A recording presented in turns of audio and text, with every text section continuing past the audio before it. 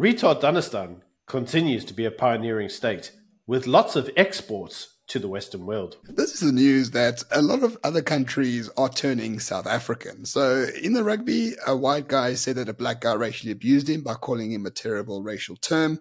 And in Canada, where there is no unemployment, they want to implement a 350 social grant. I mean, South Africa, as we keep saying, a pioneer in retardation of politics. The Brits got their ass kicked by the Springboks.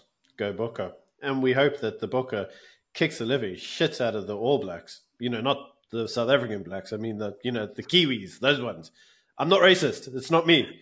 Anyway, so hopefully the Bokke win on Saturday, and that will be great. But hopefully what the Kiwis don't do is afterwards say, but he hurt my fifis because he called me a mean word. So the story is Tom Curry, who is I don't watch rugby. I don't really care. But Tom Curry says one of the South African players, who happened to be black, called him, looking back, it could just be Afrikaans, right? Because Afrikaans for saying on the white side, you'll say die bal is op die wit kant, which makes perfect Afrikaans sense. So I think there's just been a miscommunication because of the language barrier more than an actual racial assault. Yeah, the Engelsman kan nie Afrikaans praat nie. He thought to himself, geez, I'm getting racially abused here. And what actually Bongi was really saying is like, the white guy, he's just offside. I mean, it makes sense. But what also makes sense? The Canadian government saying, you know what problems we don't have in Canada? Unemployment. So you know what we should do? We should introduce a basic universal income grant for all of the unemployed people that we don't have.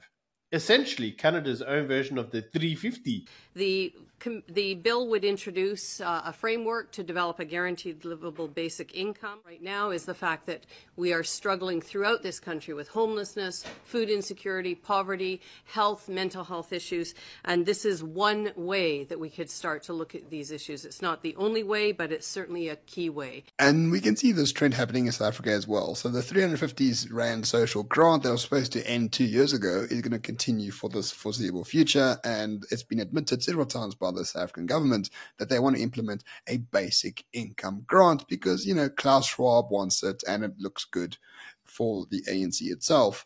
The problem is, right, basic income grants around the world have relatively failed. The studies have shown that it's 50-50, literally, in terms of the outcomes.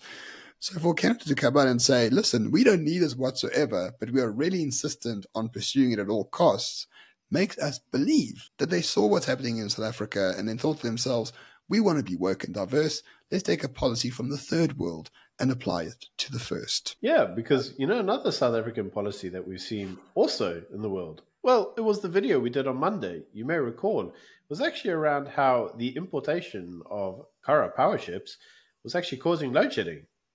Because the rest of the world's a bit like the South African government. Don't pay its bills.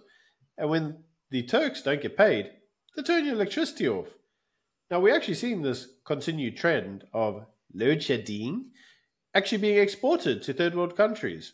So isn't it great to see Retardanistan being a pioneer in world politics? What happens when you have state failure at all counts is it gets exported to the rest of the world. And state failure is not just a South African phenomenon. It's a phenomenon that is happening worldwide.